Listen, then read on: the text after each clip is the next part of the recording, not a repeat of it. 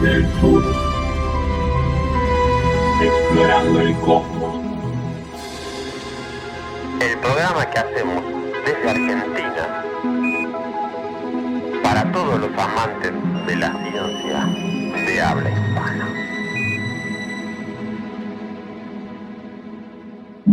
¿Cómo están, amigas y amigos? Les invitamos a un nuevo programa de Desde el Sur, explorando el cosmos. En este caso con una visita muy especial, que es el ingeniero Pablo de León. Pablo creo que es uno de los dos argentinos espaciales que tenemos más famosos, ¿no? Junto con el ingeniero Miguel San Martín, ¿no? Son como una representación los dos de lo que puede hacer un argentino con todo lo que tiene que ver con la exploración espacial. Bueno, bienvenido, Pablo, gracias por aceptar con tus tiempos tan complicados. No, gracias por la invitación. Bueno, Pablo se dedica, entre otras cosas, como verán ahí en el fondo, al diseño de trajes espaciales y a todo lo que tiene que ver con la exploración humana del espacio. Sos director del Laboratorio de Vuelos Tripulados, ¿no? Exactamente, sí, es uno de los laboratorios donde estamos en este momento. El Laboratorio de Vuelos Tripulados depende de la Universidad de North Dakota, sí. Claro, y aparte estás haciendo un trabajo para la NASA también. Sí, yo soy investigador externo de la NASA y de hecho nuestro laboratorio recibe fondos en forma exclusiva de la NASA para trabajar desde hace muchos años. Sí. Ah, buenísimo. Bueno, la primera pregunta que se me ocurrió es cómo es un día en tu actividad, que debe ser muy movido, viajando, ¿Que das clases también? Doy algunas clases, pero más que nada lo mío es investigación. Mirá, recién hace un ratito terminamos una prueba que estuvimos haciendo acá del traje espacial que está atrás mío, el NDX-2, donde estuvimos utilizando unos sistemas de realidad aumentada para transmitir en el casco una serie de parámetros y recién hace un rato terminamos. Que a veces son días de prueba, ¿no? Que pueden ser tanto en el laboratorio como pruebas que se hacen afuera en diferentes lugares que vamos. He tenido la oportunidad de viajar con algunos de nuestros trajes a lugares como, qué sé yo, Australia o mismo la Antártida. Hicimos unas pruebas con el NDX-1 en la base Marambio, gracias a una colaboración que hicimos entre la NASA y la Fuerza Aérea hace algunos años. Depende mucho, ¿viste? del día y las circunstancias. También paso casi la mitad del año en el Centro Espacial Kennedy, donde estoy trabajando en varios proyectos, algunas cosas que tienen que ver con habitabilidad del nuevo Gateway, que va a ser este módulo que va a estar en un punto de Lagrange, digamos entre la Tierra y la Luna. Y o sea que no tengo tiempo de aburrirme, ¿no? A veces me hace gracia porque a mí me gusta mucho leer y siempre desde chico he leído muchísimo y uno extraña el tener el tiempo de poder leer más, ¿no? Así que nada, pero no me aburro. No, eso me imagino. Una pregunta que me interesaba hacerte, si bien sabemos todos que trabajas en diseño de trajes espaciales, no es lo mismo hacer uno para una función extravehicular que para la Luna, que para Marte. ¿Cómo se maneja ese concepto? Mira, el tema de los trajes, el diseño de trajes espaciales está intrínsecamente conectado con el medio ambiente donde se va a operar y la utilidad específica del traje, ¿no? Todavía es como que no somos lo suficientemente inteligentes para desarrollar un traje espacial que pueda funcionar en múltiples medioambientes. Lo más parecido a eso fue el caso del programa Apolo, donde los trajes A7LB permitían ser utilizados como traje de lanzamiento y reentrada, launch and entry, o sea, utilizarlos durante el despegue y amartizaje. En el caso de que tuvieras una descompresión súbita de la cabina, ese traje se inflaba y permitía a los astronautas poder terminar la operación con vida. Servía también como traje espacial en la porción de gravedad cero, donde los astronautas de repente en tránsito entre la Tierra y la Luna tenían que salir de la nave para recoger, por ejemplo, un canister fotográfico o hacer cualquier otra operación, y servía para la superficie lunar también, ¿no? Como todas las cosas que sirven para muchas cosas, no hacía nada al 100%, ¿no? Tenía sus compromisos en todos los casos. Por ejemplo, en la superficie lunar el problema era el polvo lunar por sus características y por porque la Luna no fue sometida a un proceso de erosión a través de los elementos como tuvo la Tierra, agua y atmósfera. Las partículas son extremadamente cortantes y penetran a través de la tela de los trajes espaciales y hacen que en poco tiempo tengas penetración de estas piedras, que son partículas, estoy hablando, ¿no? En algunos casos de micrones apenas, sobre las telas. El otro problema es que el traje espacial de Apolo tenía cierres, y estos cierres justamente con estas partículas hacían que después de unas cuantas aberturas ya no funcionara más.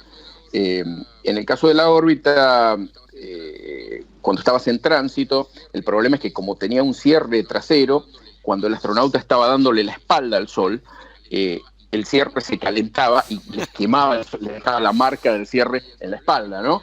Y el problema que tenía en lanzamiento y reentrada, bueno, también era en parte ese, que al tener un cierre, si vos estás sujeto a 14G, en el caso de una reentrada balística, ese cierre se pone un poquito molesto, digamos. Entonces, eran trajes que tenían compromisos, por supuesto.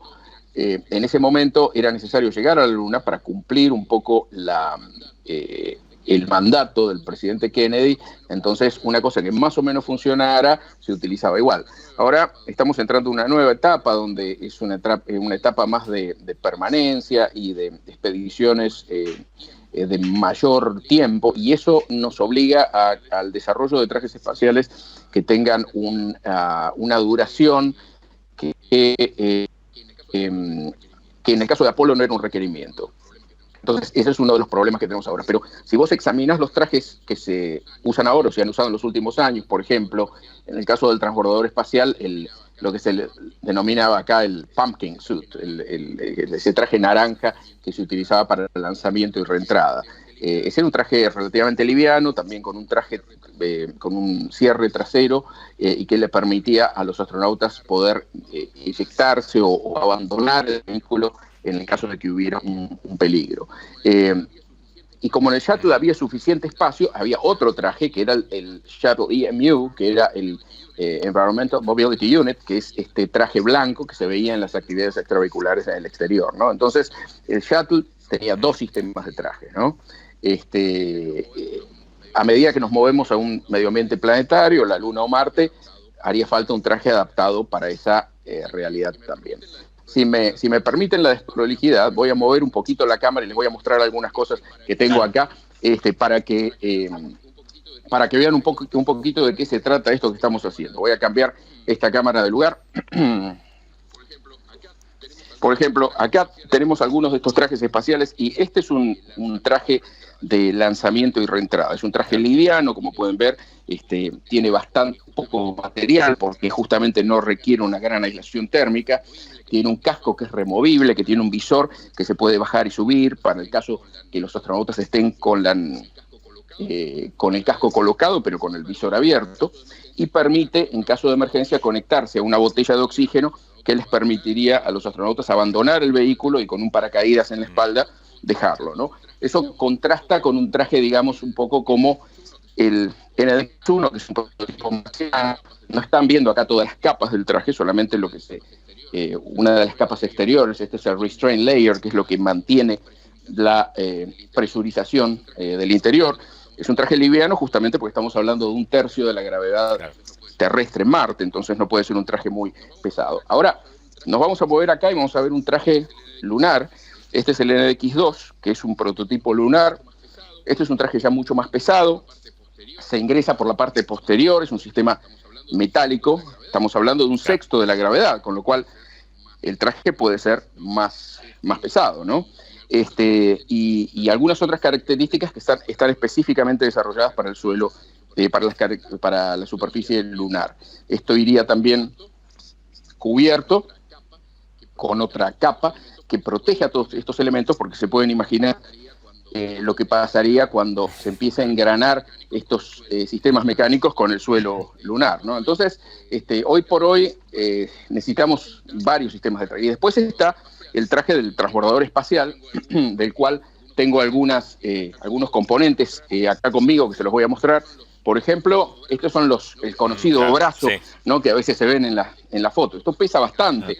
Por supuesto, en gravedad cero no importa, pero estamos hablando de un traje que en su totalidad pesa más de 200 kilos, ¿no?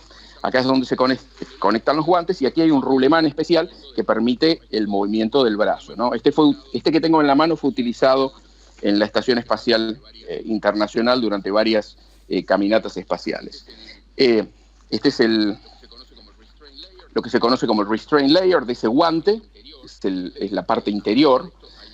Adentro de esto hay una membrana que es la que retiene para que el gas se quede en el interior, pero como pueden ver, esto es altamente detallado, por eso es como un traje espacial cuesta tanto dinero, ¿no? Porque justamente todos estos ajustes, todo esto se hace a mano, no hay una máquina que haga esto todavía.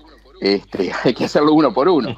Entonces, eso un poquito encarece muchísimo la fabricación de un traje espacial. El exterior, lo que usualmente se ve en el exterior, también es un guante que se ha utilizado mucho en varios casos en el espacio. Esto que ven aquí es una resistencia eléctrica que sirve para calentar la punta de los dedos en el momento de la órbita que el astronauta está, pasando por la oscuridad, y eso hace que el traje se ponga un poco más frío, con lo cual los astronautas se quejan un poco de que los pies y los dedos se congelan. Entonces esta resistencia permite, hacer eso. Este es un poco el interior, donde ven esta membrana, el bladder, que yo les decía, y esta es una tela especial, antiflama. La verdad es una tela extremadamente difícil de conseguir, pero es altamente resistente. Todo eso, antes de ponerse el traje espacial, los astronautas se ponen esta prenda que está aquí, que es el Liquid Cooling Garment. Es una prenda donde pasan una gran cantidad de tubos de agua, y esto remueve el calor metabólico producido por el astronauta y lo manda al exterior, ¿no? Entonces mantiene al astronauta fresco, porque la aislación térmica del traje espacial es tan buena que uno se cocina, el astronauta se cocina en su propio calor, ¿no? Entonces uno necesita disipar ese calor hacia afuera, ¿no? Y esta, bueno, es un poco una bota, que es una bota del traje que se usaba en el transbordador espacial o en la estación espacial hoy día. Como pueden ver, no necesita suela, no necesita nada.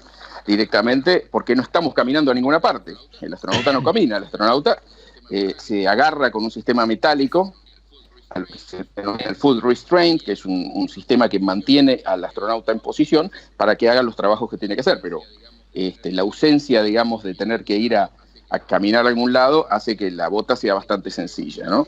Entonces, estas son algunas de las diferencias entre diferentes trajes espaciales, y lamentablemente hoy por hoy todavía no podemos hacer uno que funcione para todo, ¿no?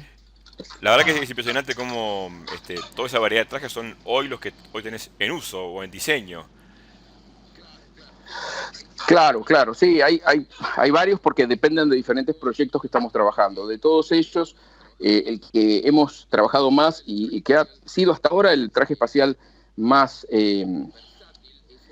versátil es el NDX-1, el traje espacial que hicimos para el prototipo de Marte, del cual ahora estamos empezando a hacer una nueva versión con algunos nuevos materiales que han salido en los últimos 5 o 6 años. ¿Tenés en algún lado todo como una especie de museo de tus trajes o de lo que has trabajado? Mirá, hablando del museo, tengo un proyecto, en realidad que es un proyecto, hoy por hoy, que es establecer un museo el día de mañana en Argentina del espacio, ¿no? Del cual he estado tratando de buscar apoyo. Hasta ahora no lo he logrado, pero soy muy cabeza dura. Así que la intención es el día de mañana establecer un museo físico en algún lugar de la Argentina, donde la gente, pueda conocer esto y algunas otras cosas que he logrado juntar dentro de mi carrera. Increíble. Ahora estamos con Ricardo trabajando hace un par de meses con el tema del 50 aniversario de la llegada del hombre a la luna, ¿no? Y conocemos todos los que miramos los videos de memoria los trajes de aquella época, ¿no? Con respecto a lo que hoy estás trabajando, ¿cuáles ves que son las principales mejoras que hoy lo decís y mirá, uy, cómo antes hacían de esto y ahora lo hacemos de esta manera?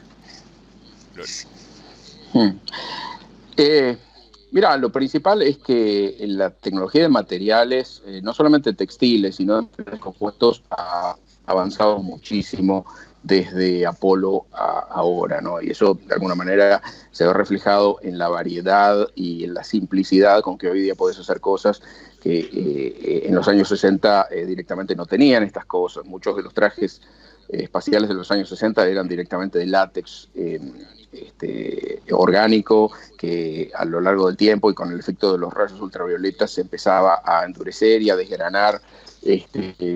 Tenemos materiales compuestos, tenemos fibras de carbono, tenemos Kevlar, tenemos honeycomb de Kevlar, tenemos una cantidad de cosas que evidentemente ellos no tenían en su momento. Ellos hicieron lo mejor que podían con los materiales que tenían a su disposición, ¿no? Inclusive aleaciones también han variado mucho y ahora estamos empezando a hacer cosas en impresión 3D, de temas de partes de trajes espaciales, inclusive empezando a trabajar. Yo tengo acá el próximo laboratorio, es donde hacemos la parte de impresión 3D.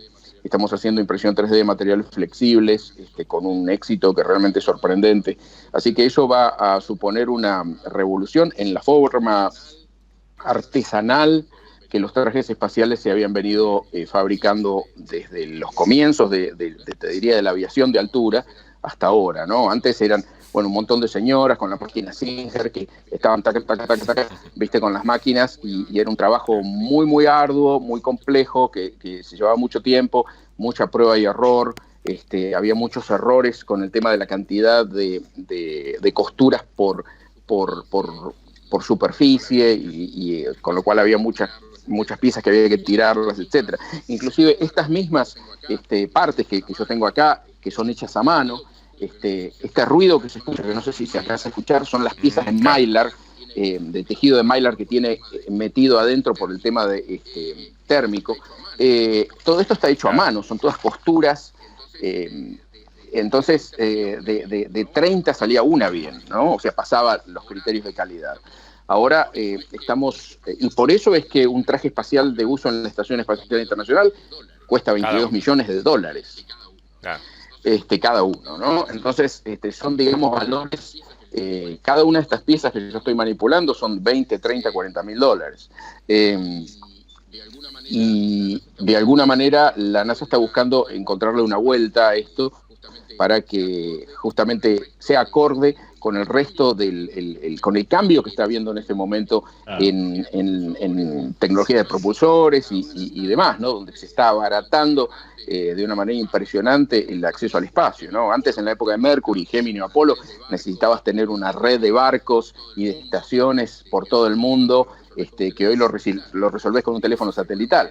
De alguna manera, y la tecnología de guiado y control y demás, que Elon Musk pueda posar un cohete en forma lenta y reutilizarlo varias veces, es algo que es de alguna manera ciencia ficción, pero se facilitó a través de la tecnología electrónica, los microcomponentes, los sistemas de GPS, sistemas de sensores de estado sólido, una cantidad de cosas, digamos, que son ajenas a la tecnología espacial, pero que de alguna manera la alimentan y facilitan poder hacer esto hoy día con una fracción de lo que se hacía antes, ¿no? Un lanzamiento de SpaceX cuesta menos de $80 millones o sea, cuando esto se compara prorrateado por inflación con un lanzamiento similar de los años 60, te da una fracción del menos del 10% de lo que costaba esto, ¿no?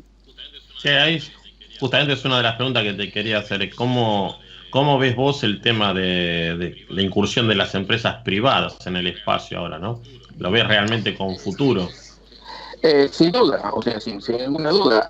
Hay que acordarse de una cosa: estas empresas, digamos, no salieron de la nada, ¿no? Había muchas veces cuando me dicen, bueno, los vuelos espaciales comerciales, le digo, bueno, un momentito, o sea, comerciales más o menos, porque sigue siendo el tío Sam el que paga la factura, porque SpaceX o ninguna otra empresa estaría donde está si no fuera porque hay una NASA que le está pagando los lanzamientos y le financió los desarrollos, e inclusive las tecnologías que utiliza hoy, por decir SpaceX, podría decir Blue Origin o cualquier otra empresa, son tecnologías que se iniciaron en la NASA. Ellos a través de una estructura mucho más liviana y de un mayor riesgo que a veces a los gobiernos les cuesta tomar, pudieron perfeccionarla y pudieron moverse más rápido de lo que usualmente lo hacen los proyectos federales, por ejemplo, hechos por la NASA.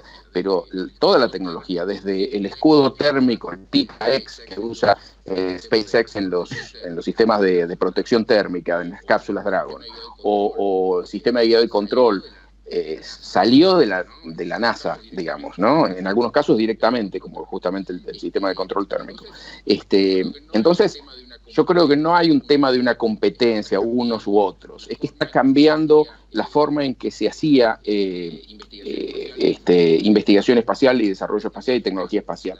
Se está modificando. A la NASA le sirve, a SpaceX ya le sirve también.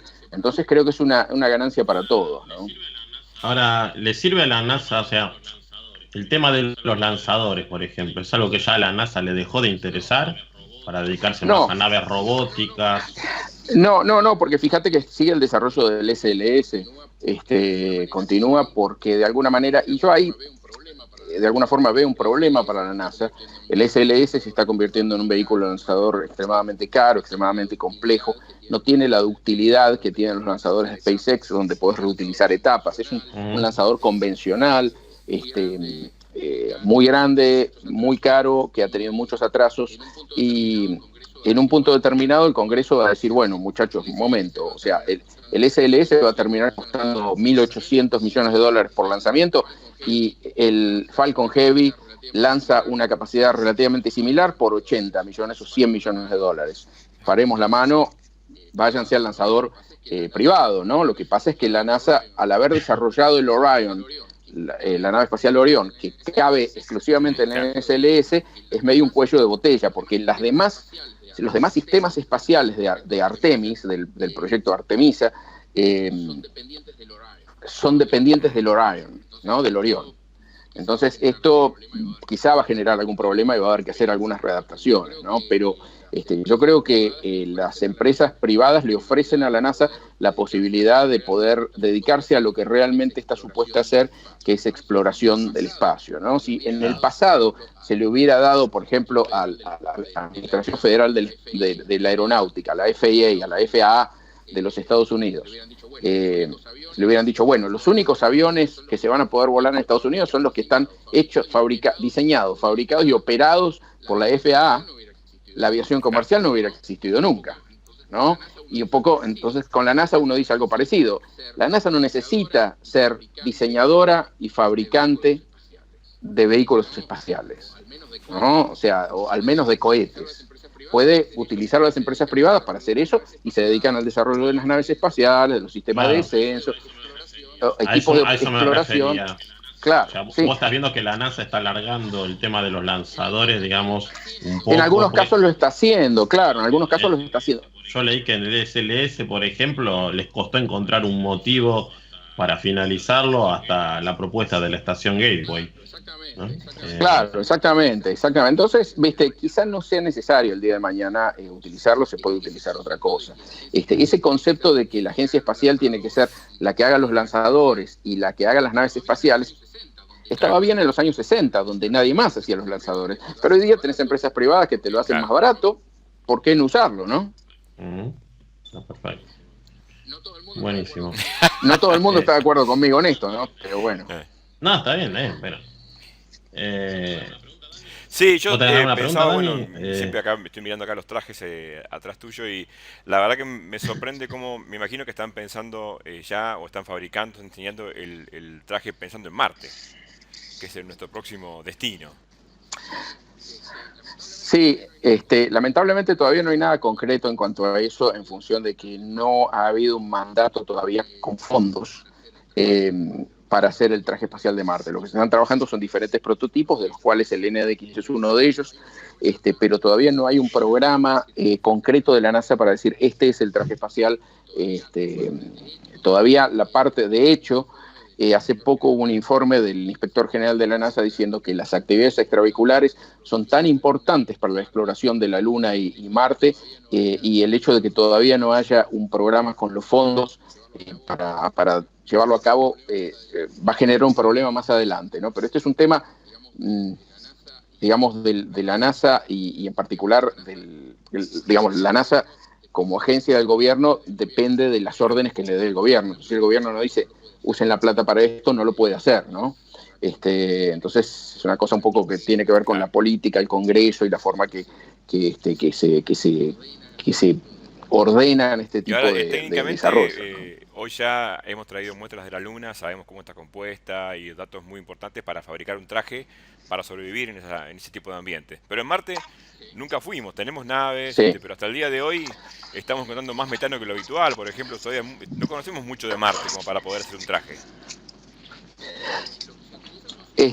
Lo que se utiliza son simulantes, que están simulantes de polvo. Esto no debería abrirlo demasiado cerca para aspirarlo, ustedes no van a tener problema.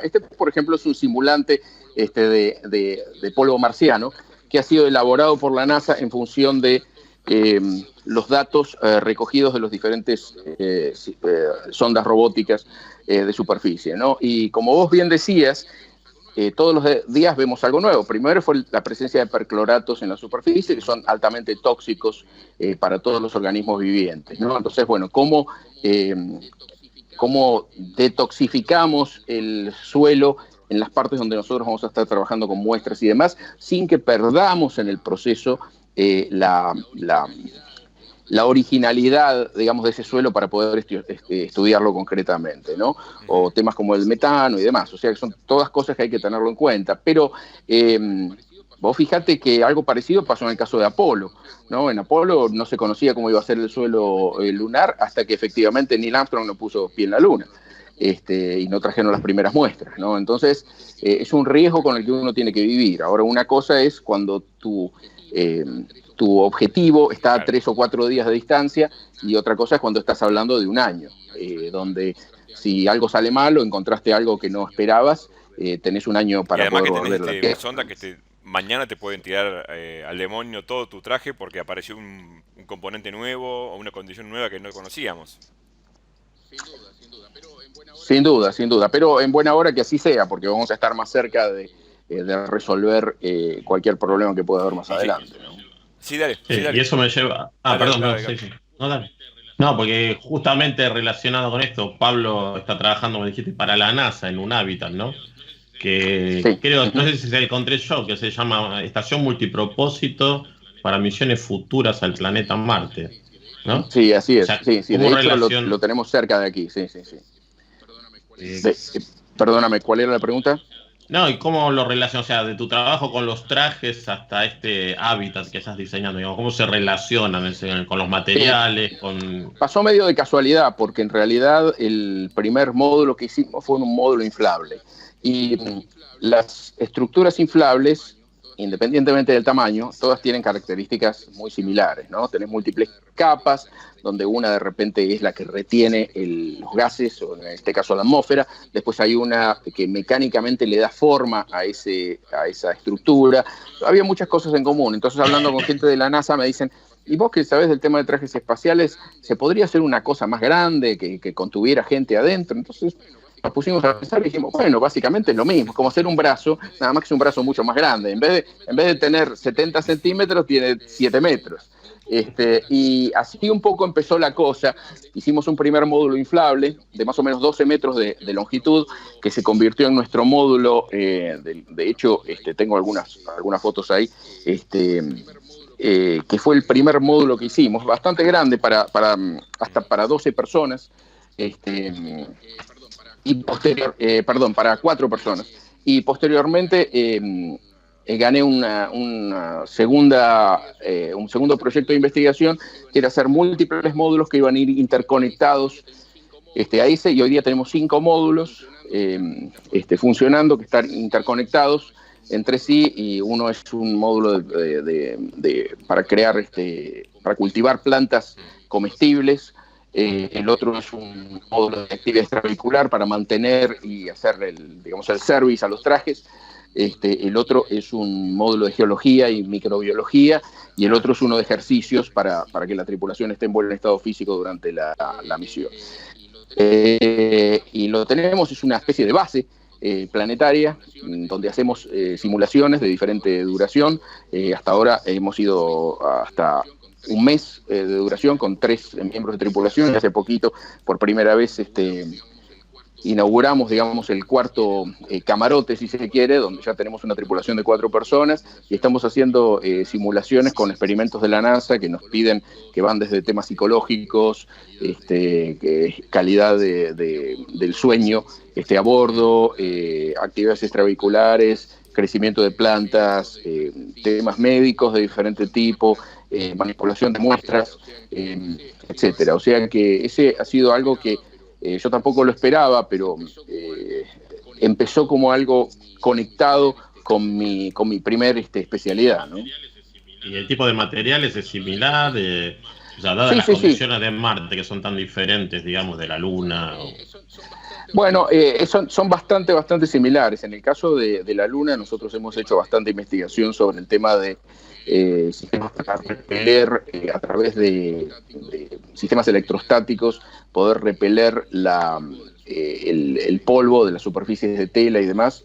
Hemos hecho varias investigaciones bastante interesantes en ese tema, donde aprendimos mucho más. Y el tema justamente de utilizar muestras de suelo lunar son que justamente al tener las características bien delimitadas gracias a las misiones Apolo, podemos hacer un sistema que sea mucho más preciso de lo que estamos trabajando en Marte, ¿no? Claro. Increíble. Está bien. No, yo iba a preguntar ahora, ¿cómo se baraja ya el tema para llegar a Marte? Me imagino que no va a ser una única misión, ¿no? Hay que ir preparando el terreno, ¿no? ¿Qué es lo que sabes hasta el momento?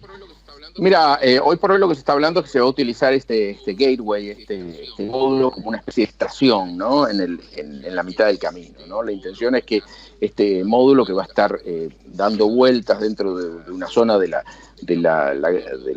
campo gravitatorio de la Luna y Marte, va a servir como una especie de estación de servicio, si se quiere, para repostar combustible y para inclusive puede llegar a servir como barrera biológica también para los astronautas cuando regresen de un viaje a Marte, hasta que se tenga la seguridad, que a diferencia de la Luna, fíjense ustedes, en la Luna los astronautas también pasaron una cuarentena las primeras misiones. Cuánto más necesario es esto en el caso de Marte, ¿no? Donde tenemos que ser extremadamente cuidadosos para no generar ningún tipo de contaminación en nuestro ecosistema terrestre, ¿no? O sea, hay que tomárselo muy en serio. Entonces, la idea es la utilización del SLS, y después de eso un módulo que posiblemente va a ser inflable.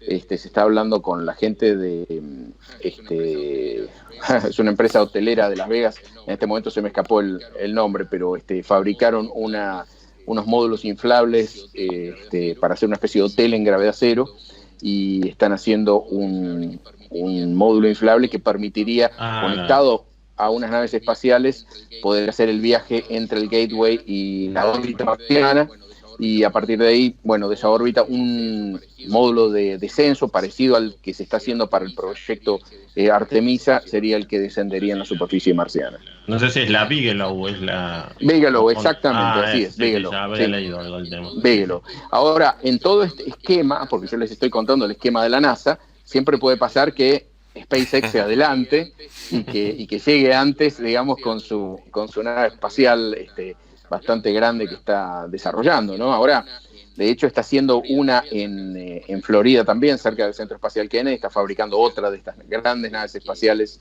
que bueno, según dice Elon Musk y SpaceX, podrían llegar a Marte en pocos años, ¿no?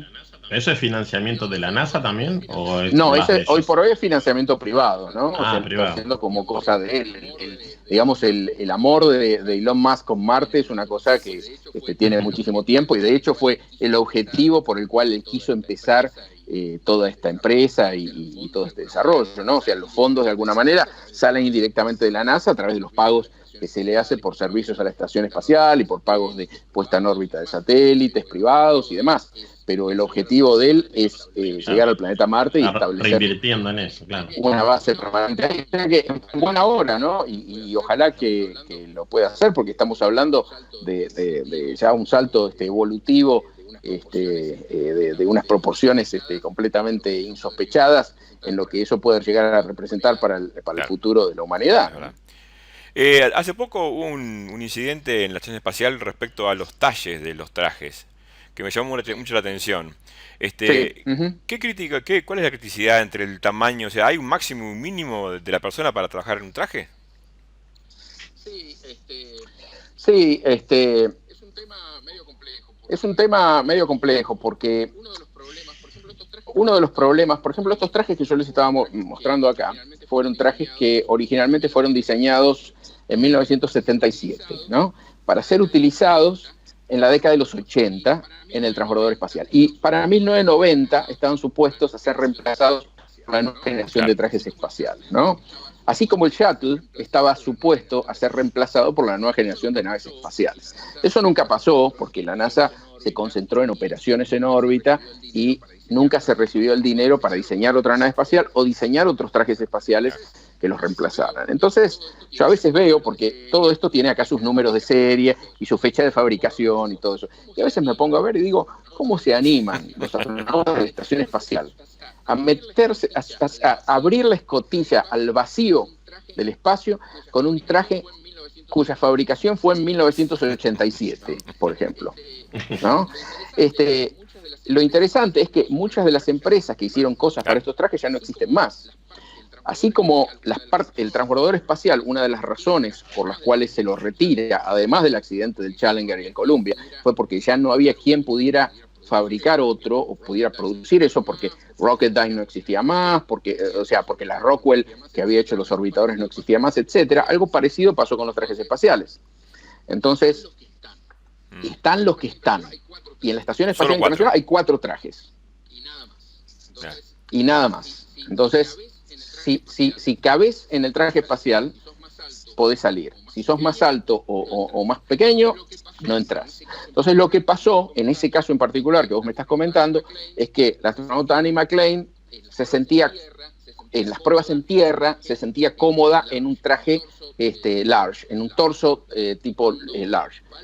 Cuando va al espacio y se lo prueba en gravedad cero, no le quedaba tan bien y le costaba llegar hasta el final de los guantes para hacer las cosas que tenía que hacer. Una cosa es meterse en la pileta del Centro Espacial Johnson en Houston, y otra cosa es la gravedad cero, donde vos estás flotando, el traje está flotando alrededor tuyo, con un espacio así en el medio entre las telas y tu cuerpo.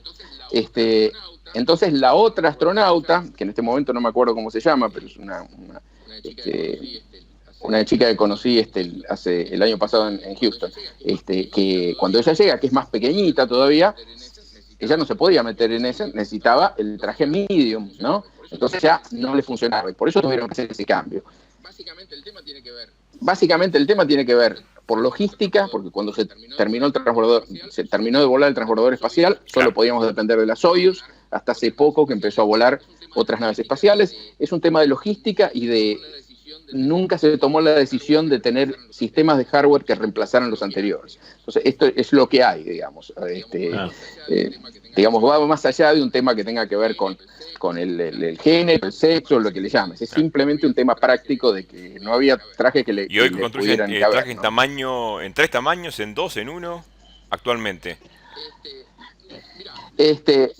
Mira, lo que se hace cada pieza es por separado y vos podés crear sistemas. Por ejemplo, acá tenés un brazo de un largo determinado y tenés otro brazo de otro largo y otro. Y después tenés torsos diferentes. Y vos los armás a través de unas interfaces, a ver si lo puedo mostrar, que son estos anillos metálicos que se encuentran acá. Entonces, esto con un O-ring que se le pone ahí, se calza dentro del traje y se hace una prueba de presión. Entonces, tenés de diferentes tamaños y el tema es ensamblar los trajes para para diferentes tripulantes, Claro. lo cual lleva un montón de tiempo, porque después aparte tenés que hacer pruebas de presión, estar seguro que todo está funcionando bien, etcétera. Lo mismo para guantes tenés diferentes largos, para las botas tenés insertos para pies más pequeños y demás.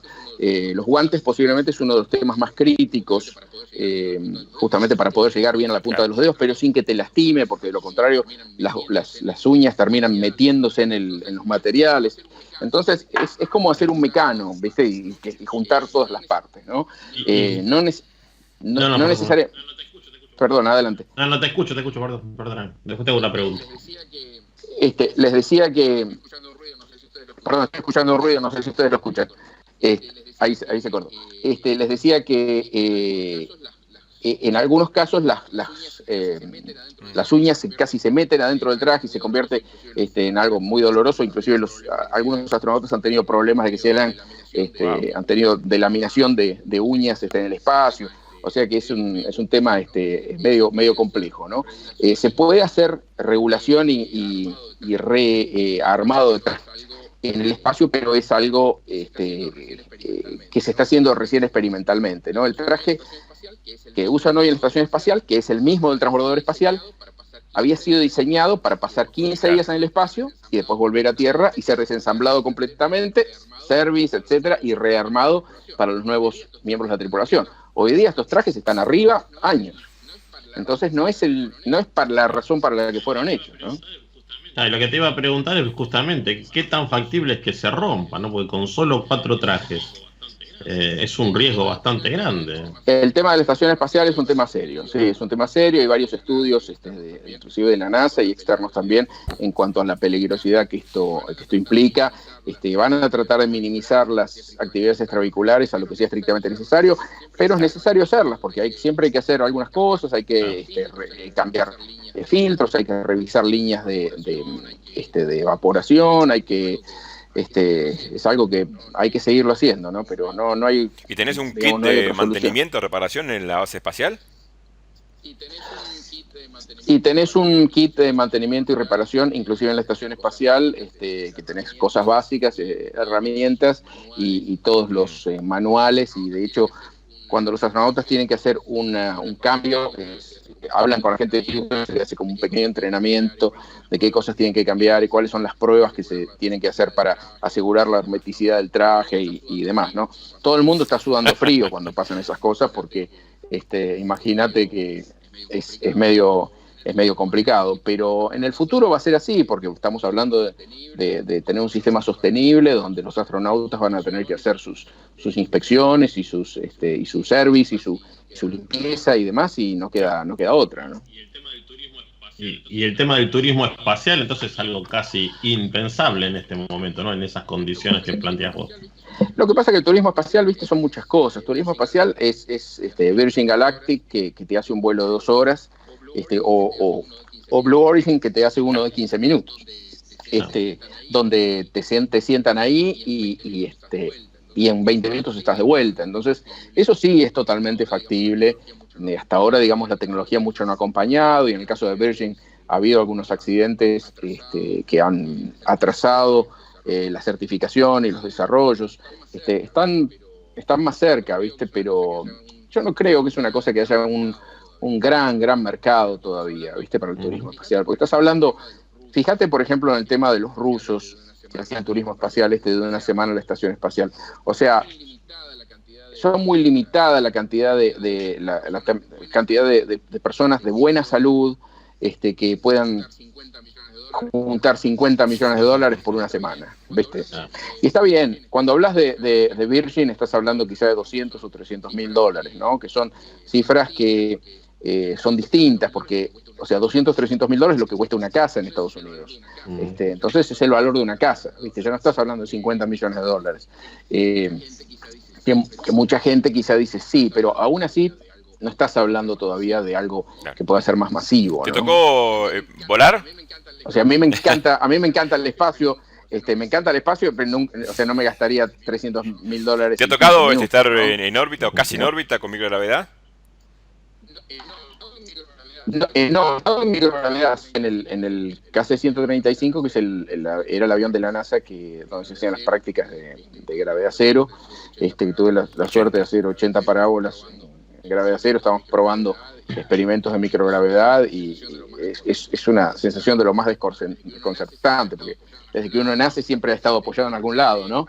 Y de repente ahí estás volando como Superman, y de alguna manera los ojos te dicen algo, el oído medio te dice otra cosa. Entonces hay una mezcla de sensaciones a la que cuesta acostumbrarse. Muchos astronautas comentan que les parece más complejo el avión de gravedad cero, porque estás pasando de 0G a 2,5G, a 0G a 2,5G, que estar solamente en 0G, ¿no? De hecho, hace un par de días estaba acá Karen Nyberg, que es un astronauta que pasó 6 meses en la Estación Espacial Internacional y es exalumna de la Universidad de North Dakota. Entonces viene cada pocos meses acá, y justamente decía eso, que ella en el espacio nunca se sintió mal, nunca sintió ninguna molestia ni nada, pero los vuelos en gravedad cero eran complejos justamente por esta diferencia entre hipergravedad y 0G, ¿no? ¿Y cómo ves los planes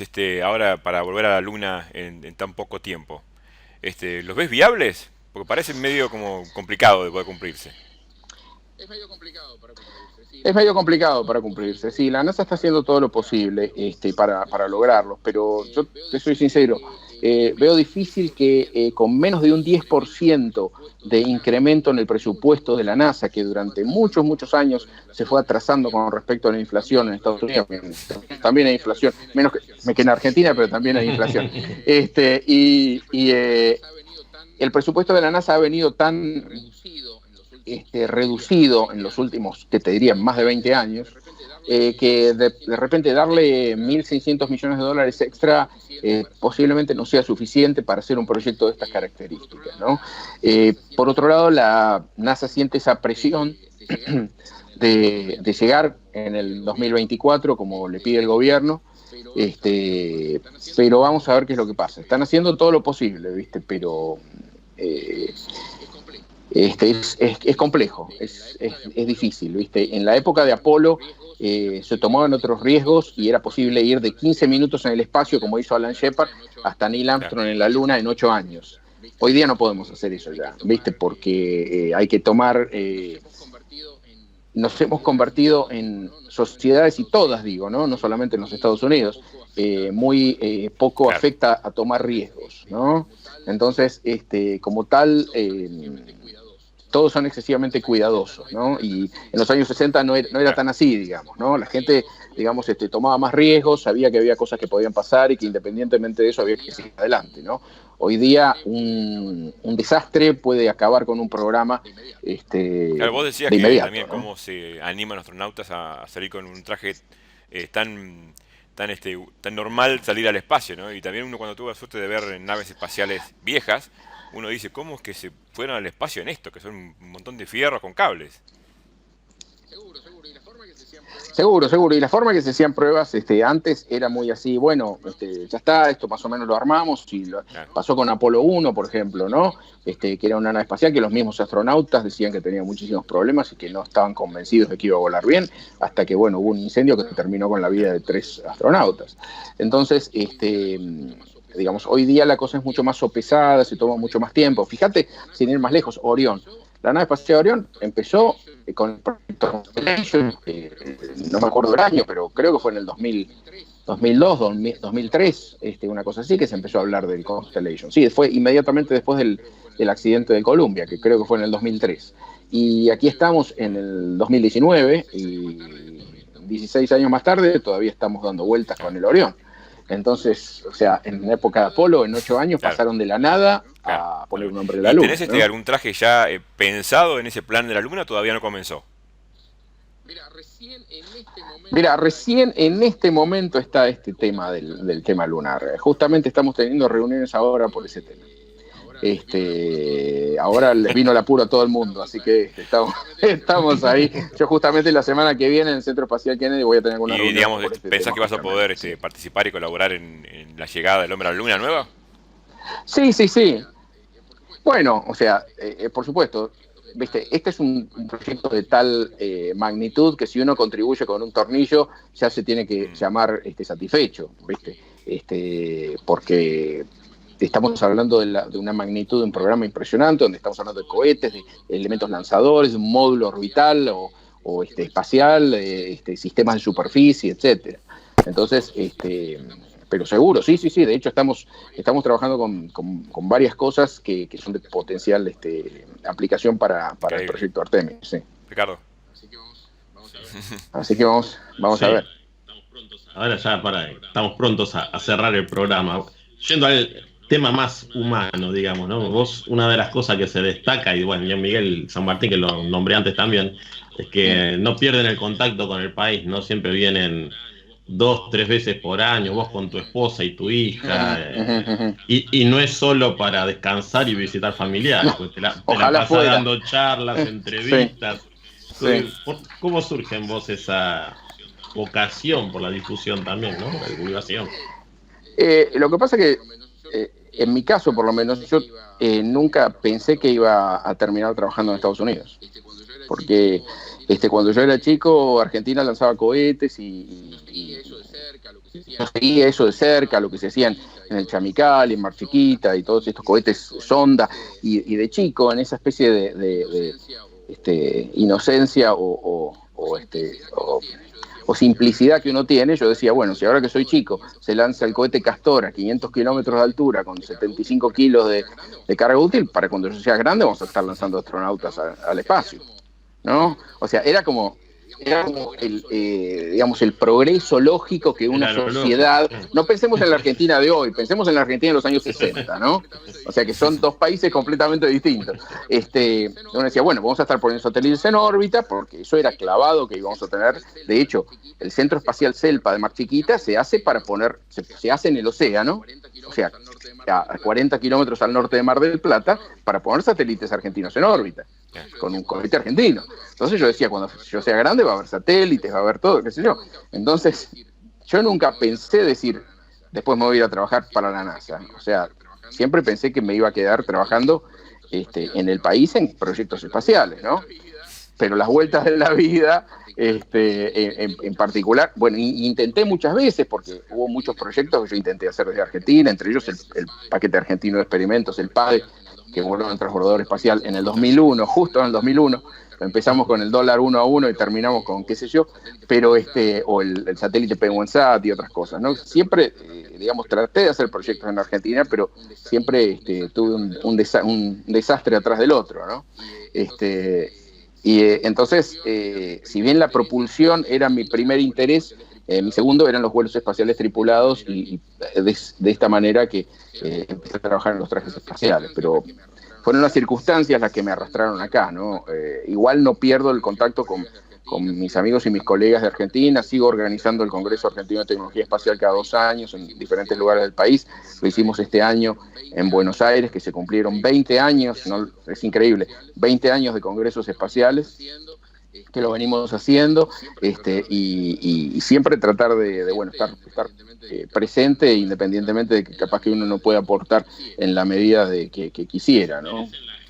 ¿Y ves interés en la gente? O sea, Muchísimo. Eso es lo importante, ¿no? Sí, muchísimo interés, y de hecho, yo lo veía la vez pasada cuando estábamos ahí en el Congreso en Argentina, en abril, la cantidad de jóvenes ingenieros y estudiantes de ciencia y jóvenes recién recibidos que les interesa la temática espacial y la calidad de los trabajos que presentan y todo eso. Uno dice, qué lástima no tener los recursos como para poder hacer cosas en serio, ¿no? Porque es como talento desperdiciado y en algunos casos, después de mucho pelearla, muchos se frustran y se van para afuera, y afuera los agarran con los brazos abiertos, porque hay gente preparada, gente que tiene ganas de trabajar, y gente que está acostumbrada a salvar obstáculos, ¿no? Entonces, en un lugar donde no tenés obstáculos, producís muchísimo más, porque estás acostumbrado a estar recargando los cartuchos de tinta de la inkjet para mandar una propuesta. Entonces, cuando tenés eso, digamos, cuando esas cosas tontas están resueltas, te convertís en un genio, ¿viste? Simplemente porque... allá es como que están más acostumbrados a ser especialistas, me parece, ¿no? Y acá te la tenés Claro. que arreglar sabiendo un poco de todo. Sí, sin duda, sí, sí. Así que, pero bueno, qué sé yo. Pero sigo muy de cerca el tema, me interesa mucho el desarrollo espacial argentino, he escrito un par de libros del desarrollo espacial argentino, tanto de los inicios de la cohetería como del tema del proyecto Cóndor, y siempre trato de estar al tanto y, bueno, ayudar en la medida de las posibilidades, ¿no? Esperamos entonces volver a verte disfrutando del 50 aniversario con Daniel. ¿Cómo no? Nos vamos a ver si ver en hacemos unos otro días. especial. En unos días nos vemos en el Centro Qué Espacial bueno. Kennedy con Daniel, exactamente. ¿Cuál es tu próxima visita acá a Argentina? Porque yo te iba a ir a ver, trabajaba a 3 cuadras de donde hiciste el Congreso Espacial. Y no pude Mirá, ir por una cuestión de horario. Qué lástima, qué lástima. Sí, estuvo muy bien el Congreso. Vos sabés que vino muchísima gente, inclusive gente de muchos países. Que el Congreso nuestro se está convirtiendo en un Congreso más latinoamericano, donde viene viene gente que hace cosas espaciales digamos, de México para abajo, ¿no? Y eso es algo, digamos, muy bueno, ¿no? Costó 20 años hacerlo, pero es algo muy lindo, ¿no? Qué sé yo. Ojalá pudiéramos hacer más cosas, ¿no? Buenísimo, Pablo. Bueno, te despedimos. Muchísimas gracias por haber aceptado la invitación. Por favor, un placer. Les mando un abrazo y estoy a disposición de cualquier cosa que necesiten. Seguro te vamos a volver a molestar. Gracias, Muchas gracias. Por favor. Por favor.